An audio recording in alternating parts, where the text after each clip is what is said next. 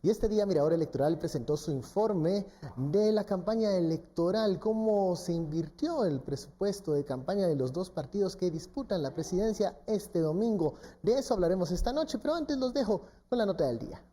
Según el monitoreo de Mirador Electoral, de marzo a junio el partido UNE gastó 12.639.882 quetzales con 64 centavos, mientras el partido Vamos erogó 5.195.333 quetzales con 80 centavos. Rubén Hidalgo, integrante del Mirador, explicó que son montos reportados por los mismos partidos políticos, aunque ahora es tarea del Tribunal Supremo Electoral determinar la veracidad de los informes. El trabajo que viene para el Tribunal Supremo Electoral de verificar que realmente lo reportado corresponda a lo ejecutado en procesos de campaña y organización partidaria es fuerte, pero esa es la tarea que realmente debe de asumir el tribunal en toda su dimensión, garantizar y confrontar cada uno de los centavos y de los quetzales que ahí están reportados. Hidalgo agregó que si bien la UNE tiene un gasto mayor reportado, Vamos no ha cumplido con utilizar la herramienta Cuentas Claras. Vamos a ver, el partido Vamos ha presentado cuentas al Tribunal Supremo Electoral, sí, lo que no ha hecho no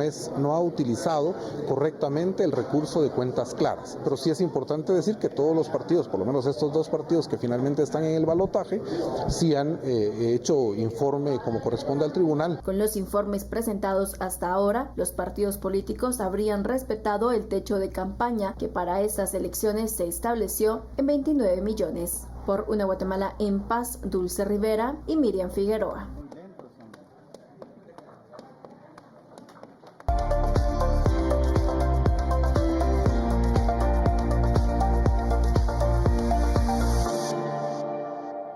Bienvenidos a Sin Filtro, noche de martes. Estamos ya encaminados a esta última etapa de la campaña electoral, el balotaje ya para el domingo 11 de agosto, pero este día se presentaron pues informes de monitoreo de lo que ha ocurrido en la campaña electoral y de eso hablaremos con la etiqueta SF Campaña. Para profundizar en el tema tenemos con nosotros a Gustavo Berganza, de Mirador Electoral. ¿Qué tal, Gustavo? ¿Cómo está? Hola, buenas noches, Ben. Ricardo Barreno, analista político por este lado. ¿Qué tal, Ricardo? ¿Cómo estás? Bien, buenas noches. Y complementa este panel José Carlos Sanabria, analista de ACIDES. ¿Qué tal, José Carlos? Muy buenas noches, Ben. Un gusto estar aquí y saludos a todos los televidentes que nos acompañan esta noche. Comenzamos con esta semana pre-balotaje del domingo 11 de agosto. Hablábamos antes de iniciar el programa de, bueno, cómo están los ánimos de la población, de los ciudadanos que van a llegar a votar ese día. Pero para profundizar en ese ambiente, en cómo se ha desarrollado la campaña, este día Mirador Electoral presentó un informe, el quinto, de observación de lo que ha ocurrido durante esta campaña electoral 2019. ¿Cuáles han sido los principales resultados? Veíamos en la nota que se hablaba de los gastos de campaña. ¿Se respetaron los techos en esta ocasión, Gustavo? Sí, sorprendentemente la ley electoral, las reformas aprobadas en 2016 a la ley electoral y de partidos políticos han tenido ese efecto de que los partidos políticos se han ceñido, yo diría que hasta en exceso, a los límites de campaña electoral. ¿Pero ceñirse ha significado por observancia a estos límites o porque no conocían cómo actuar bajo esta nueva normativa? No, yo te diría que también lo que ha incidido muchísimo son los nuevos límites que se han puesto. Es decir, el problema que ha habido con los donantes, y eso lo han expresado muchos candidatos, es que mucha gente no quiere registrar un libro o una página de sus libros de contabilidad y hacer todo ese trámite ante la SAT y ante el Tribunal Supremo Electoral para que se la autorice. Entonces eso lo que ha hecho es limitar muchísimo las donaciones, sobre todo las donaciones en especie. Esto no quiere decir que a nivel local, por ejemplo en las alcaldías, no haya habido un gran, pues evidentemente un gran flujo de efectivo sobre todo y de donaciones en especie.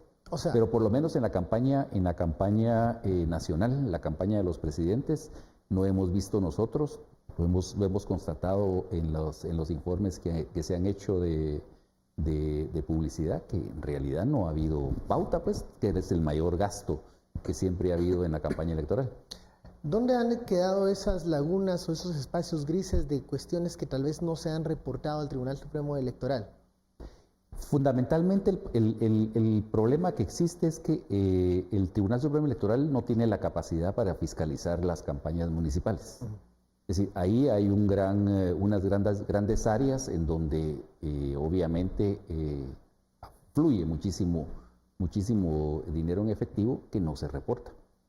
José Carlos, ¿dejó el dinero ser el factor principal de la campaña presidencial o hay otros factores que debemos de analizar? Sí, creo que en este sentido hay otros factores que influyen. Indudablemente en esta elección la estrategia usual o común que antes desarrollaban los partidos era básicamente inyectar fuertes cantidades de dinero, por ejemplo, en espacios de aire, para promocionar sus candidatos. No fue la estrategia en este caso ganadora. De hecho, hubo candidatos que eran prácticamente conocidos sin muchísima campaña y lograron una votación interesante. Podemos enumerar varios de ellos, que incluso no estaban en la escena política y durante el corto periodo de campaña, porque también esa es otra modificación interesante que tuvo la reforma, que redujo un mes el periodo de campaña. Antes teníamos 120 días, ahora tenemos 90 días. Entonces, yo sí considero que en aras, ojalá que se generen los espacios, sí nos tenemos que sentar un poco a revisar qué medidas fueron positivas, qué logros obtuvimos con la reforma, y principalmente establecer una agenda que permita ir perfeccionando e ir profundizando esos logros que hemos obtenido. Indudablemente es positivo para los partidos, para la democracia, para usted que nos está viendo en este sentido, que el dinero sea cada vez menos influyente en política. Es decir, ese círculo vicioso entre financiamiento, corrupción y otras prácticas nefastas debilitan la institucionalidad, no generan condiciones democráticas. Entonces, sí creo que la apuesta, en alguna medida, sí es para un sistema que permita que, por ejemplo, los partidos tengan mayor autonomía frente a los financistas. Es decir, las cantidades millonarias que antes se invertían solo para espacios de campaña en los medios, evidentemente iban a condicionar el actuar de los partidos políticos. Es tan simple como esa frase muy popular que decimos todos los chapines, no hay almuerzo gratis. Claro. Entonces, sí y cuesta por todo este proceso tumultuoso, las críticas que se han hecho, a veces cuesta como encontrar cosas positivas o a veces cuesta identificar esos aspectos que uno dice, bueno, son positivos para la democracia. Pero ojalá que la razón pese y también objetivos estratégicos de país y democráticos pesen al momento en que se abra la discusión de reforma electoral y lo veremos ir perfeccionando, porque si hubo problemas, en algunos casos de, por ejemplo, facilitar los aportes de campaña, facilitar procesos de registro, es decir, hay cosas que se pueden perfeccionar. Pero en esa materia yo sí creo que el tribunal hizo un esfuerzo importante, se lograron aspectos, de hecho la unidad de control y fiscalización es una de las unidades que avanzó significativamente en su proceso de implementación y hay que seguir apoyándola porque evidentemente para la democracia del país es muy importante que el dinero deje de influir en la política como lo ha hecho ahora en otros momentos. Hemos visto que se han respetado los techos de campaña, que la influencia del dinero ha disminuido, pero también quedó pendiente, digamos, que los partidos políticos pudieran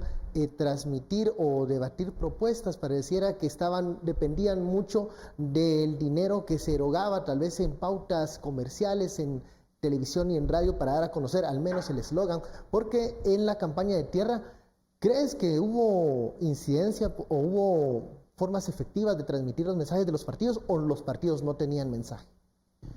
Yo creo que hay varias cosas acá. La primera es entender que muchas veces hemos construido la democracia a medias, digamos.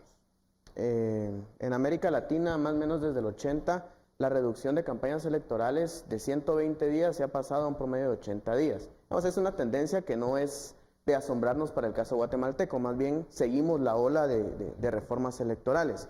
El problema es que a menor reducción de campaña electoral no hemos pensado cómo echarle raíz a los partidos políticos para que no necesiten 80, 100, 120 días de campaña, sino más bien a través de los periodos ordinarios estén generando acercamiento con la ciudadanía. Eso es algo que no lo hemos hecho, no lo hemos pensado. Y si se ha discutido, no se ha concretado en propuestas concretas ni desde reforma electoral ni desde estatutos partidarios. Creo que esa es una de las grandes dificultades que hoy nos tiene hablando, y lo hablábamos, lo discutíamos antes de entrar al aire, que esa poca sensación de que hay campaña electoral o no. Más bien a mí me preocupa lo que pueda llegar a ser el señor presidente estos días y no necesariamente quién vaya a ser quién vaya a ganar, digamos. No debería de preocuparme de eso, pero lo confieso abiertamente. Por un lado. Por otro lado, justamente yo coincido con José Carlos, la unidad de fiscalización es una de las que más carácter ha presentado. Las dificultades pues siempre están. Y si ustedes, digamos, intentan entender por qué es que el gasto de campaña ahora justamente se ha respetado, pero pareciera que no se ha respetado hasta de forma tan absurda, pensaría uno. Digamos, comparado con no han gastado ni siquiera la mitad del total del techo aprobado. Pero si uno hace una revisión en cuentas claras o uno solicita entrevistas con actores locales o con el mismo Tribunal Supremo Electoral, muchas de las argumentaciones que alguno de estos actores menciona es que los partidos no están gastando en pautas publicitarias, pero sí en campañas de afiliación, que es la nueva estrategia para intentar acercar, no llamando al voto, pero sí posicionar la imagen del partido en el electorado. Y eso es algo que se permite, digamos, pero también podría poner en contraste cuánto verdaderamente gasta el partido y cuánto verdaderamente comunica. Sí asombra los resultados de Mirador Electoral en cuanto al gasto de campaña, porque pareciera que de marzo a junio el gasto ha sido muy fluctuante. No hay, digamos, una constante o aquella lógica lineal que conforme se va acercando el día de campaña va incrementándose, aunque en junio ambos presentaron el gasto mayor. Eso también es un elemento que debe de sumarse para responder, digamos, si los partidos hoy por hoy están comunicando a través de qué medios o no. También es interesante cuando ustedes ven siempre en cuentas claras, en los informes de Mirador o en entrevistas directas con representantes del TSE, que justamente no necesariamente donde los partidos gastaron o invirtieron más, eso se tradujo en una eficiencia electoral. El caso de Guatemala y Alta Verapaz. Entre marzo y junio fueron los departamentos en donde más se gastó. En el caso de Alta Verapaz, ese gasto, hablo únicamente para el caso de la UNE, eso sí le funcionó porque obtuvo el primer lugar a nivel presidencial, pero en el caso de Guatemala no. En departamentos como Sololá, por ejemplo, que fue donde menos invirtió en estos 4 meses, sí le resultó, porque fue donde obtuvo el primer lugar a nivel presidencial. Entonces estamos viendo cómo también la importancia de una organización territorial, de un olfato político, viene a sumarse a la estrategia del gasto. ¿Cómo comunican? Y con esto cierro la idea. Estamos esperanzados de que en este proceso electoral la comunicación hubiera sido a través de propuestas concretas, visiones de país con claridad en cómo aterrizar o posiciones distintas que uno pudiese sopesar. Pero es que aquí tenemos que entender que este proceso, y se ha dicho muchas veces en estos y en otros espacios, este proceso electoral es distinto a los anteriores. Primero porque se está conformando la justicia adicional o en paralelo a lo político. Al proceso electoral. Y 2, porque también han ocurrido temas coyunturales que han condicionado el mensaje del candidato. En este espacio hablamos del tema de Pampa 3, en este mismo espacio hablamos del tema acuerdo de tercer país seguro. Tercer país seguro, de los jeeps, ¿se recuerdan ustedes en casa? Los J8. Los J8. Y eso ha condicionado muchas veces el tema de mensaje o el tema de discusión entre los candidatos políticos, cuando, insisto, lo que debiéramos de hablar es cómo garantizar condiciones para una migración regular, cómo reducir las brechas de desigualdad, cómo superar la pobreza, cómo mejorar la educación. Ninguno de esos temas pero digamos, creo que ha hecho falta o se ha nublado por la coyuntura. Vamos a la primera pausa del programa La Etiqueta SF Campaña. Regresamos con qué ocurrió con el resto de los temas. ¿Qué pasó con Sisi, que parecía un tema que era bien visto por la población, pero ninguno de los candidatos lo hizo propio? Volvemos luego del corte.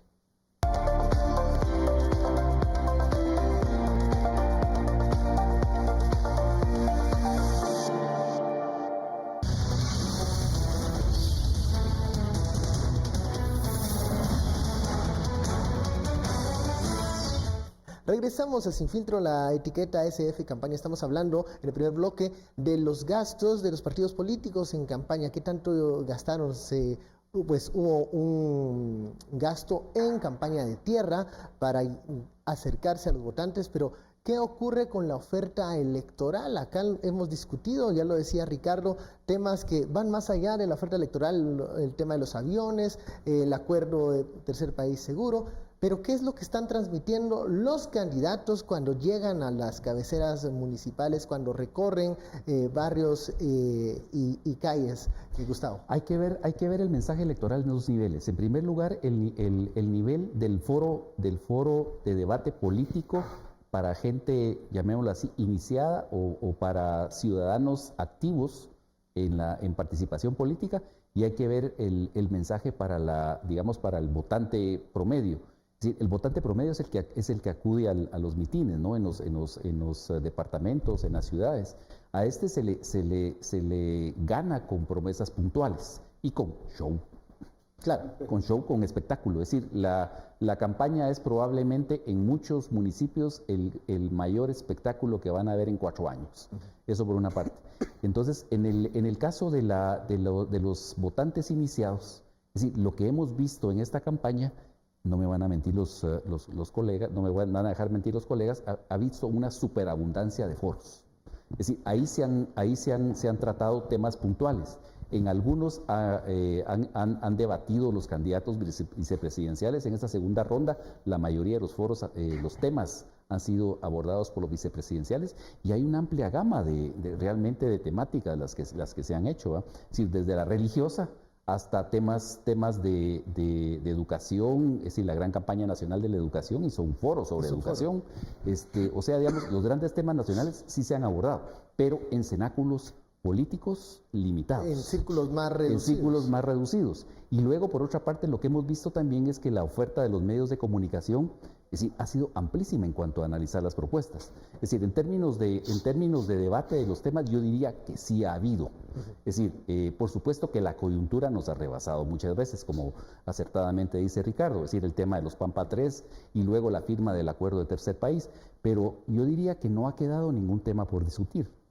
Ahora, ¿se han clarificado posturas? ¿Han existido diferencias? ¿Se han visto diferencias en cuanto a estos debates, estos foros, cuando llegan los vicepresidenciables, que son quienes han atendido a estas invitaciones?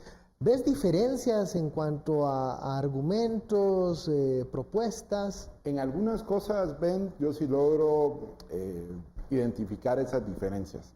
Es claro, por ejemplo, el peso que en este caso el plan de gobierno de la UNE le está dando a los programas de cohesión social, a los programas sociales, a los enfoques. Es decir, si utilizamos, por ejemplo, un criterio ideológico programático, haciendo una revisión rápida de los 2 programas de gobierno, que al contrario invito a que usted de aquí al sábado o el domingo antes de que emita su voto los puede buscar en internet, los descargue, los vea. Hay uno más extenso que el otro, pero en términos generales uno sí logra identificar esas diferencias ideológicas y programáticas. Ahora bien, yo siempre discuto en qué medida, y por eso me sumo un poco a la reflexión que hacía Gustavo hace un rato, es decir, en qué medida también el programa de gobierno termina siendo un factor determinante para la mayoría de los votantes, ¿no?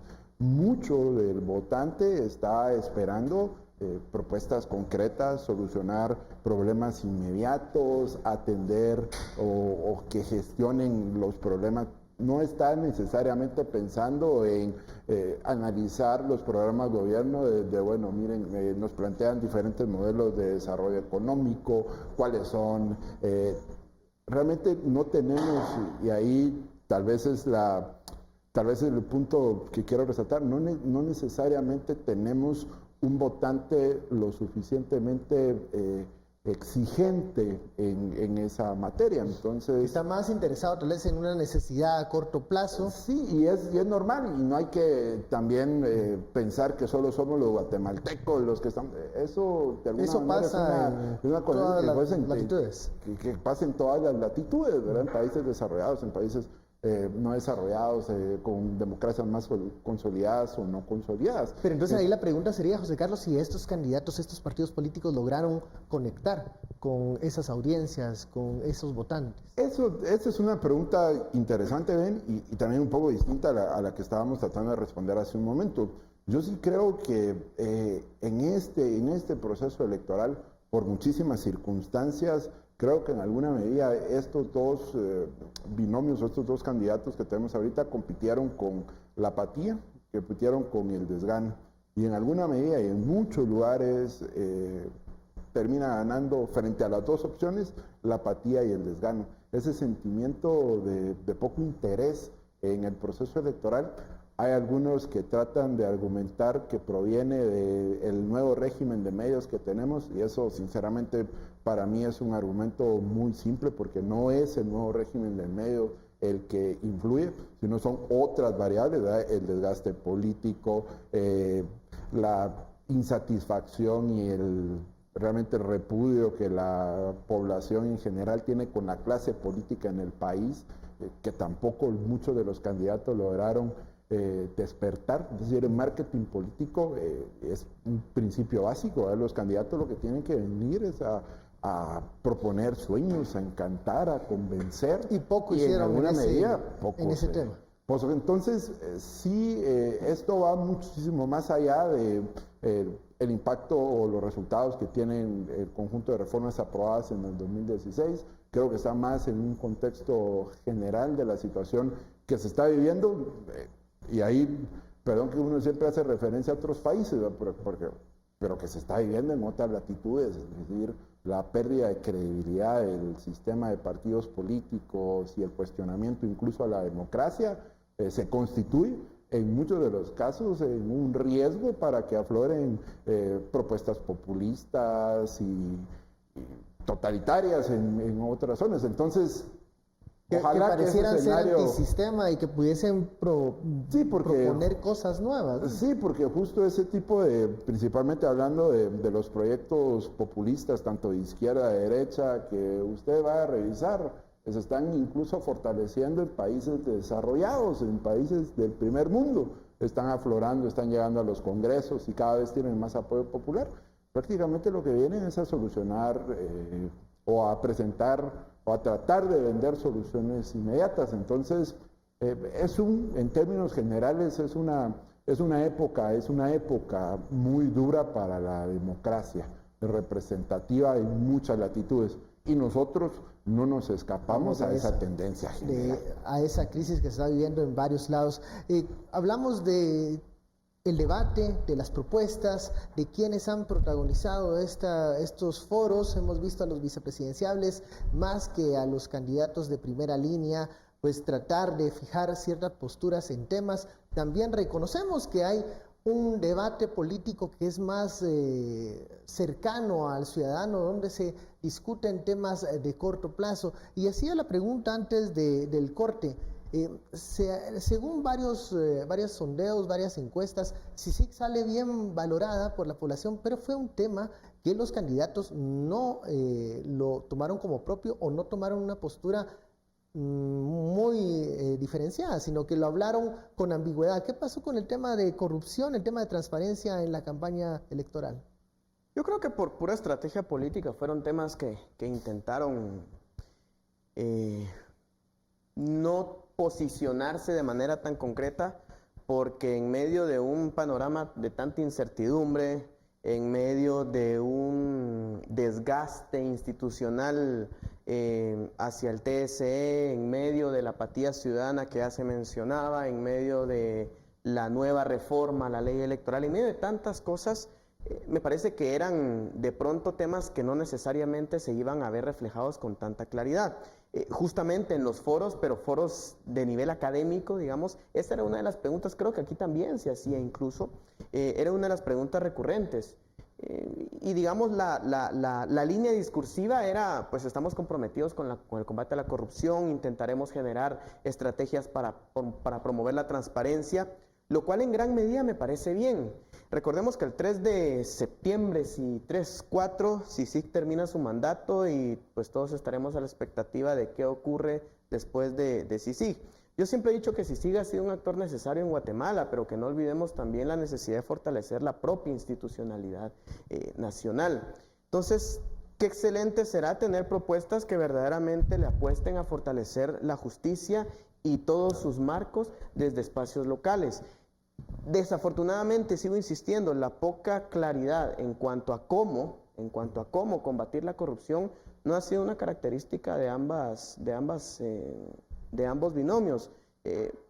Más bien se menciona corrupción y se relaciona, o transparencia y se relaciona directamente con CICIG, y mejor ni tocar el tema. Pero es que cuando ves a los dos binomios, el tema de CICIG los atañe uno en el pasado con Alejandro Yamatei y este proceso de antejuicio que tiene pendiente la candidata entonces presidencial. era de esperar que fuera una papa caliente. Que ninguno de los dos expresase un gran entusiasmo por ellos. Pues, es decir, tú acertadamente has dicho que, bueno, primero que todo, Alejandro Yamatei guardó prisión provisional en el Mariscal Zavala por uno de estos casos. Por el problema del pavo real.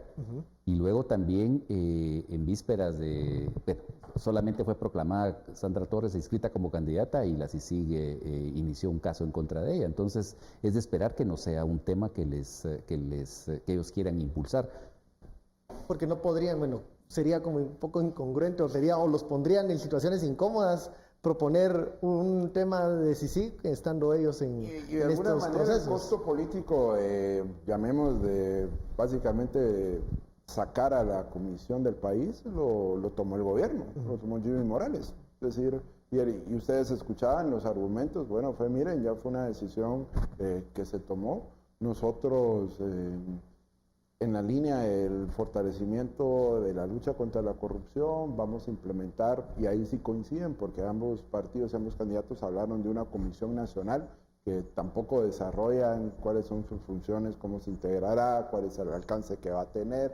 Es decir, ahí hay todavía muchas dudas y preguntas que resolver, pero realmente el costo político que eventualmente iba a tener, pues prácticamente lo tomó el presidente Jimmy Morales, y ya ellos, por las condiciones y las razones que se explicaron, no necesariamente, muy en la línea de lo que mucha de la clase política quiere en este país, pues básicamente dejan la decisión y ya no tendremos a CICIG y vamos a tener que pensar en el escenario post-CICIG. Porque un dato interesante va a ser, por ejemplo, el comportamiento en materia de financiamiento electoral de los actores que usualmente financiaban a los partidos, si cambió por la presencia de la CICIG o no.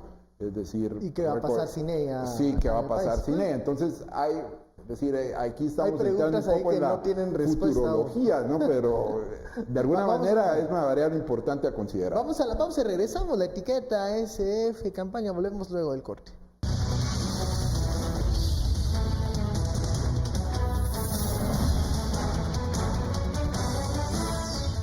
De 16 corporaciones municipales del departamento de Guatemala recibieron sus credenciales. Los grandes ausentes fueron el alcalde de Misco, Neto Brand, y su consejo municipal, y el alcalde José Chamalé de San José del Golfo junto a su corporación, mientras que los jefes ediles y su equipo de los municipios de San José Pinula, Palencia, San Pedro Ayampuc, San Pedro Zacatepeques, San Juan Zacatepeques, San Raimundo, Chuarrancho, Fraijanes, Amatitlán, Villanueva y San Miguel escucharon atentos el mensaje del presidente de la Junta Electoral, que les recalcó que esta acreditación no es sinónimo de impunidad. No se les va a dar una credencial que los va a hacer impunes, sino los va a identificar a cada uno de ustedes como miembros de las corporaciones electos legítimamente, y hagan honor a eso, a su colectividad. No es una credencial de impunidad. Los jefes ediles señalaron estar preocupados por las grandes necesidades de sus habitantes, dentro de ellos la inseguridad y la falta de agua. Regresamos a Sin Filtro, la etiqueta SF Campaña. Hablábamos en el corte sobre los temas que no hicieron propio los candidatos, pero ¿qué discutieron ya Alejandro Yamatei y Sandra Torres? ¿Cuáles fueron los temas que ellos llevaron a las diferentes tarimas, a los recorridos que hicieron durante esta segunda etapa de la campaña electoral, Gustavo?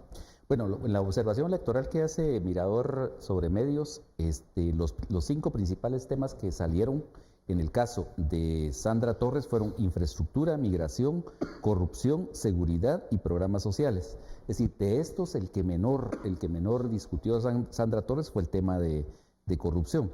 De ahí, en el caso de Alejandro Yamatei, los temas fueron muy similares: migración, infraestructura, economía y seguridad y empleo.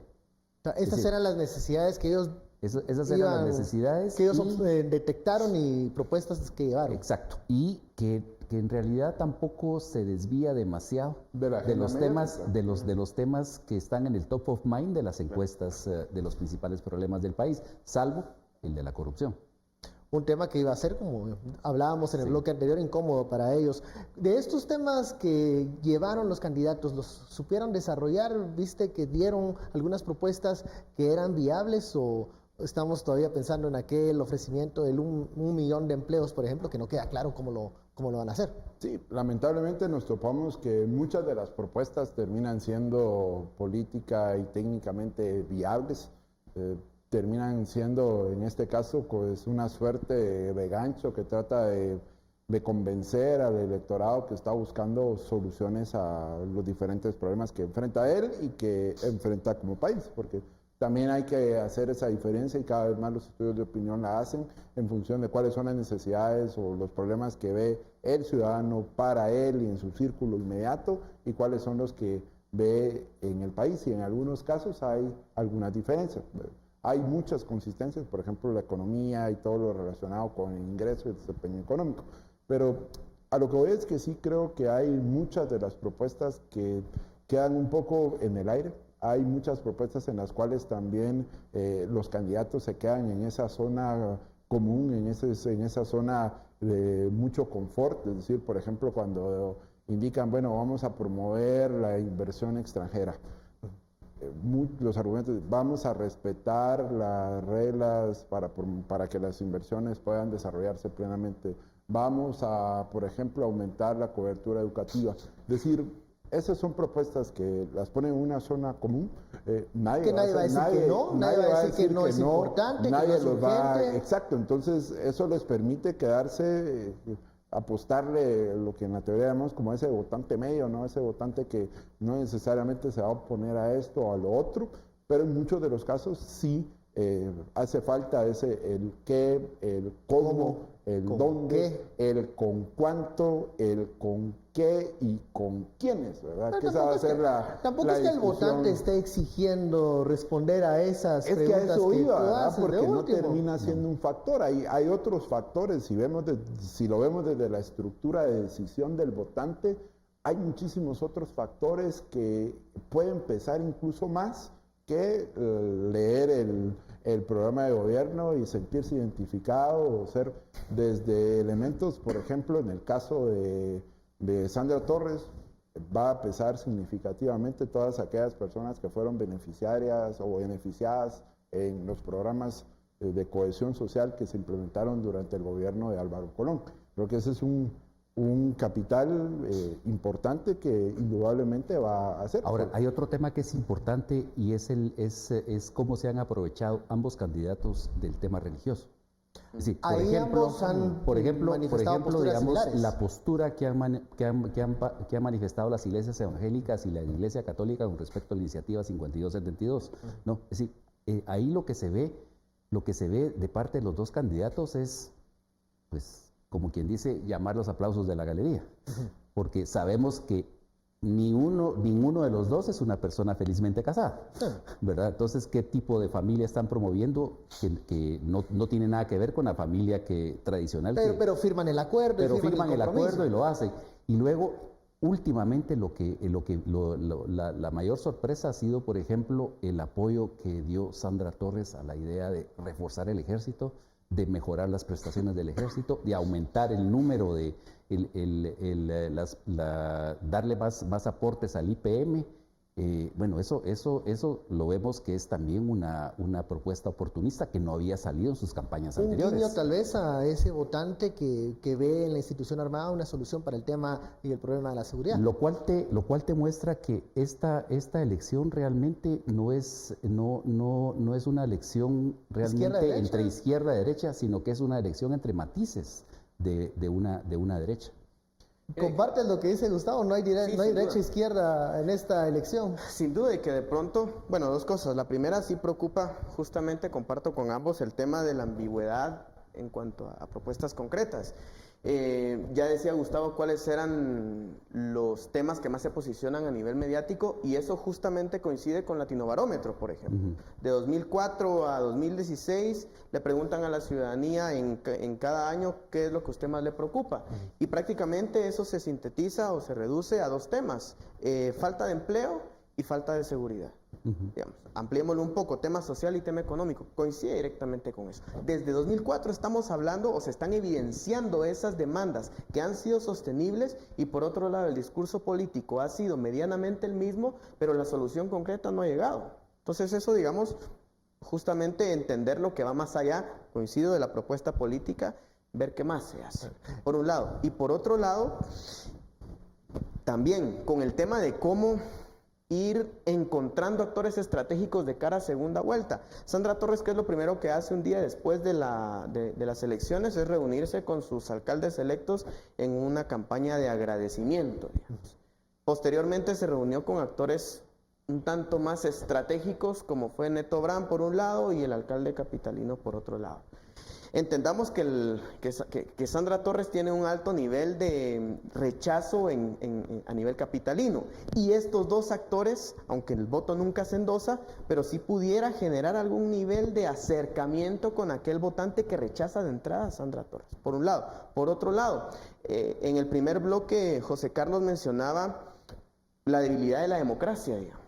Estado de la región y el mismo Latinobarómetro dan cuenta, y los estudios de cultura política, por ejemplo, dan cuenta que cada vez la democracia va desgastándose, pero cuando usted le pregunta a la ciudadanía en casos concretos de inseguridad o violencia, ¿usted apoyaría un régimen autoritario? La respuesta es que sí.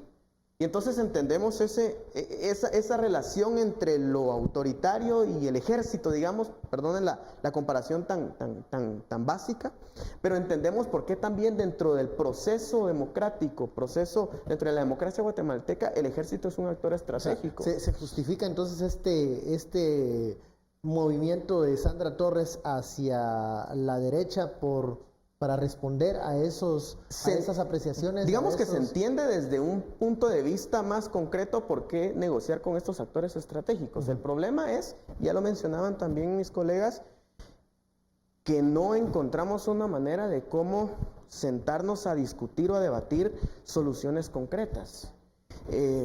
Congreso de la República 2020 va a ser sumamente importante.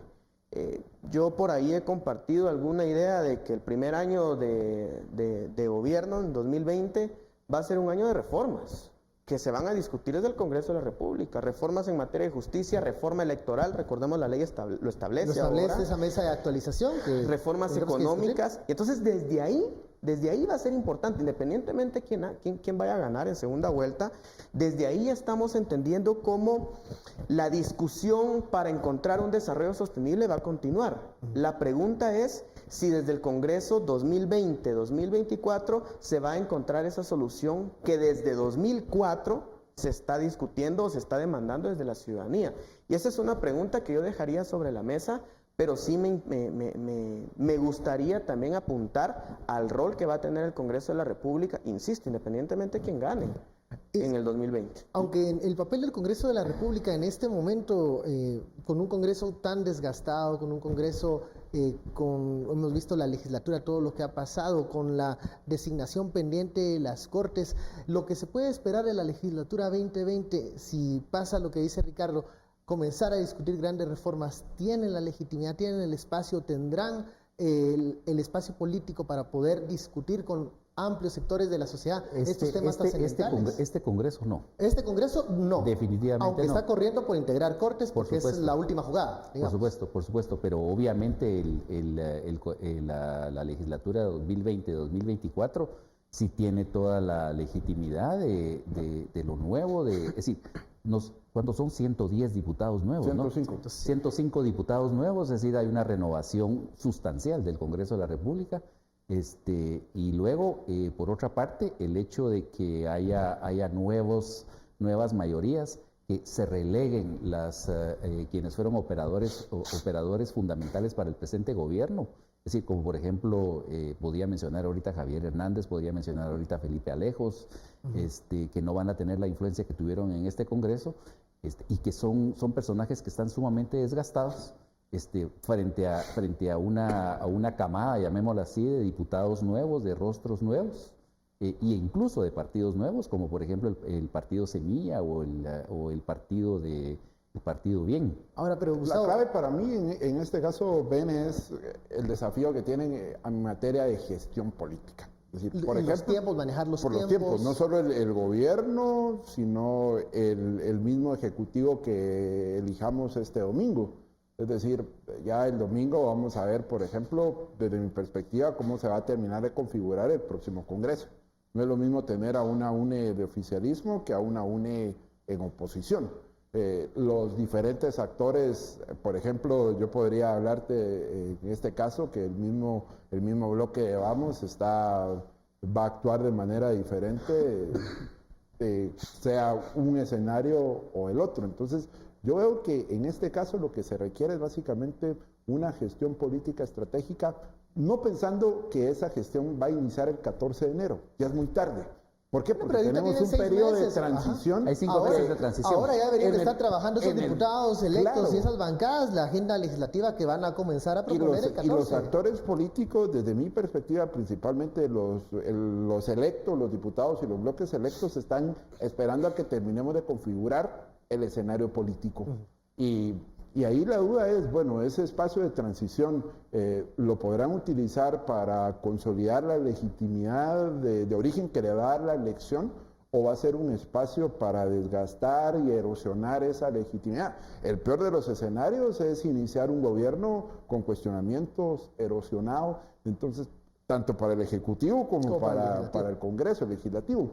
Entonces, para mí eso sí va a requerir de esfuerzos, y ahí necesitamos operadores políticos, necesitamos espacios, pero no espacios para entretener y para adorar la píldora, como decimos, ¿no? Sino espacios, cuando se habla lamentablemente en el país, hablar de diálogos ya termina siendo una categoría, un término muy desgastado, porque lamentablemente el diálogo se ha utilizado en situaciones de crisis para entretener a los inconformes. Entretener la niña y ya nada más. Exacto. Entonces, yo creo que de alguna manera esa es la ventana de oportunidad que tienen las autoridades que van a hacer. Una ventana de oportunidad que también tuvo la legislatura electa en el 2015, cuando venía la ola de la plaza, y que vimos cómo se transformó de 2016 a 2017 y cómo se reconfiguró ese Congreso de la República. Bueno, vamos a la pausa, regresamos luego del corte.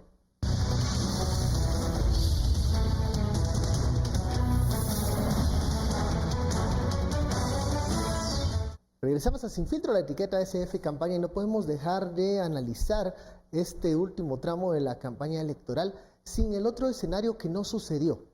Tenemos a dos binomios que compiten en este balotaje del domingo 11 de agosto. Pero recordemos que el panorama político electoral se reconfiguró por decisiones de la Corte de Constitucionalidad. ¿Qué hubiera pasado? ¿Estaríamos en el mismo nivel de...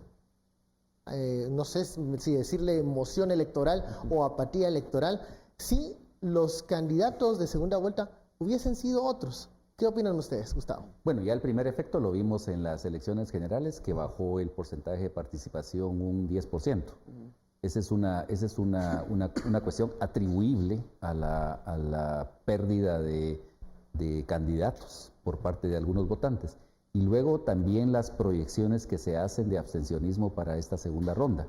Entonces, que es normal que en los balotajes se disminuya un poco la asistencia en las urnas. En el 2015 fue de la primera para la segunda vuelta, fueron 15 puntos porcentuales entre primera y segunda. Se prevé que para esta puede haber una disminución mayor, pero seamos optimistas y pensemos que únicamente va a ser el 15%. 15%. Pero de ahí hay que ver hay que ver cuánto porcentaje va a tener el voto nulo en esta elección presidencial, que va a ser por lo menos del orden del, no sé, yo diría que el 15 al 20%. 15 al 20%. Cuando se vio la salida de las candidaturas, tanto de Telma Aldana como de Suri Ríos, otras candidaturas que venían atrás comenzaron a resurgir.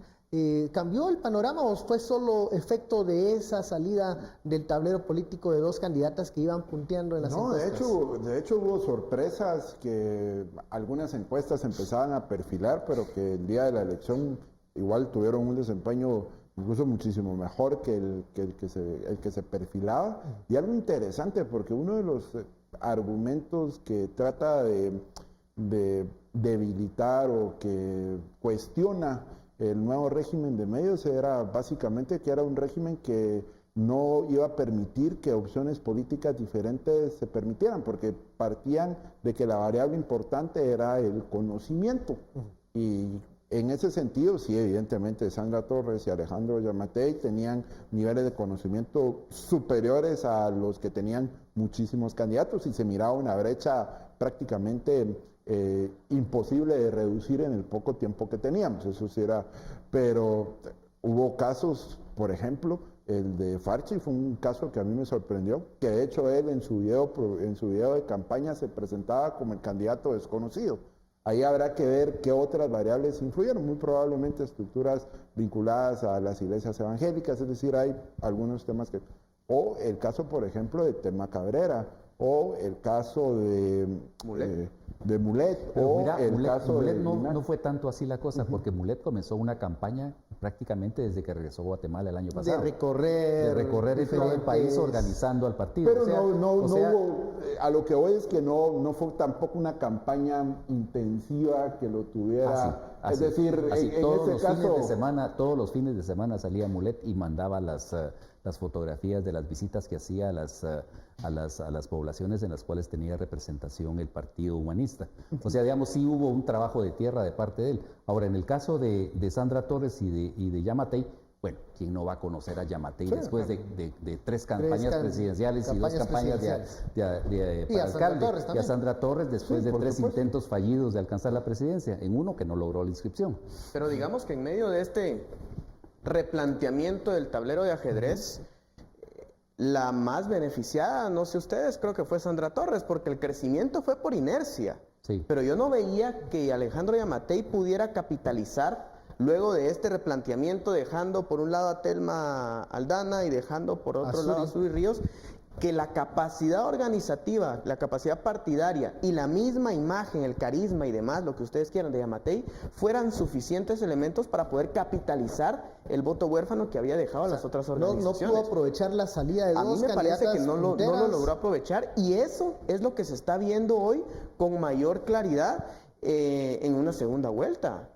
Digo, sigo insistiendo, a mí me sorprendió, y vuelvo a poner el mismo ejemplo, me sorprendió la capacidad de un partido UNE para poder capitalizar el voto, para poder evidenciar una fortaleza territorial después de la primera vuelta. Pero yo no logro identificar una fortaleza territorial lo suficientemente sólida de un Alejandro Yamatei. Entonces, yo concuerdo con lo que dice Ricardo. Es decir, cuando se analiza, por ejemplo, las posiciones que ocupó Yamatei en los diversos departamentos, vemos que únicamente ganó en 3. Claro. Es decir, ganó en el Distrito Central, ganó en Zacatepeques y en el Departamento de Guatemala.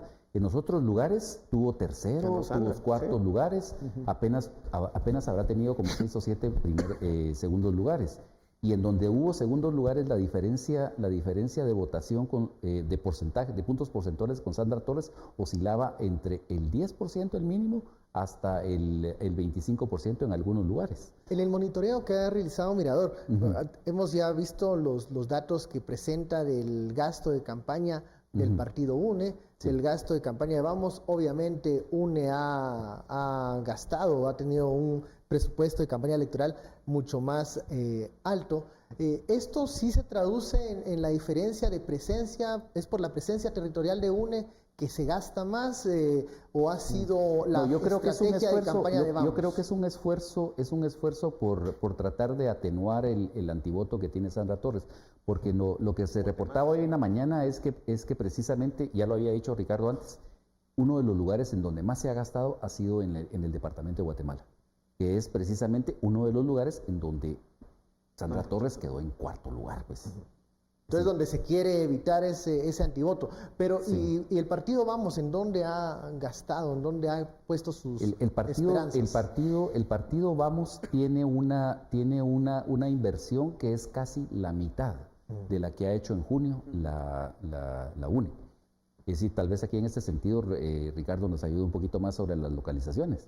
Mira, el problema con Vamos es que, y aquí es donde, de nuevo hablando de qué nos espera 2020-2024, y retomando un poco la discusión de reforma electoral, aquí va a ser importante que dentro de la reforma electoral se establezca la obligación de los partidos políticos de usar el sistema de cuentas claras. ¿Por qué? Porque el sistema de cuentas claras es una herramienta que nos permite a cualquier ciudadano poder meternos y ver justamente en dónde están gastando, Sí. cuánto están gastando y quiénes son los que están aportando para ese gasto. En el caso de Vamos, que no utilizó desde marzo a junio más o menos el sistema de cuentas claras, el dato no era manejable. No podías ver dónde no se estaba podía la ver, estrategia no se podía ver, inversión de y la digamos, campaña. no es lo mismo tener una página escaneada que tener un Excel o incluso un PDF en donde esa información se puede manejar, se puede utilizar. Y esa es la bondad del sistema de cuentas claras. Y por eso es, Mirador Electoral que expuso en la mañana, presenta nada más cuáles los puntos de inversión de la Unidad Nacional de la Esperanza. Porque fue quien sí utilizó el sistema de cuentas claras y ese sistema es el que permite la fiscalización de instituciones y de personas individuales, digamos. En el caso de Vamos, no necesariamente. Entonces, ahí no habría, digamos, hay una miopía en cuanto a ver con claridad en dónde pudo haber gastado Vamos. Pero me parece que la lógica podría, y me atrevo a decirlo sin ningún fundamento, podría ser muy similar también que no necesariamente en donde más gastó fue donde el mayor resultado obtuvo. Si no, miremos cuáles fueron los resultados, ya no hablemos a nivel presidencial, sino a nivel legislativo y a nivel municipal. A nivel legislativo, la UNE logró 51, 52 diputados versus 17, me corrigen acá, de Vamos. A nivel legislativo. A nivel municipal, logró 105, 106 alcaldías versus 25, un promedio de 25 de Vamos. O sea, son cifras... cuando se comparan, son bastante fuertes. Cerremos acá, José Carlos. Se termina esta campaña agridulce, emocionante, a cámara lenta. ¿Cómo se termina? Es muy difícil encontrar un calificativo, pero porque hay muchos. Y hay muchos factores que también, de alguna manera, contribuyeron a ese calificativo. Pero a calificar la elección en general, pero sí veo que fue una campaña bastante muy atípica, una campaña en donde primó mucho la duda, la incertidumbre, desde el proceso de implementación de reformas, mucho del trabajo que hizo el Tribunal Supremo Electoral en las diferentes fases, por ejemplo en la inscripción de candidatos. Es decir, fue una campaña... Fueron muchas primeras veces. Sí, muchas primeras veces, pero también creo que en alguna medida lo que influyó fue también un contexto político general del país bastante complejo. Bastante complejo, que condicionaba incluso la misma campaña. Es decir, si lo vemos desde una perspectiva, el proceso electoral entró en una crisis política que el país estaba viviendo por CICIG y otros sucesos que marcaron también las dinámicas políticas electorales. Bueno, hemos llegado al final de esta hora de análisis. Muchísimas gracias, José Carlos, Gustavo, Ricardo, por esta conversación. A ustedes, muchas gracias por su sintonía y preferencia. Esto fue Sin Filtro. Feliz noche.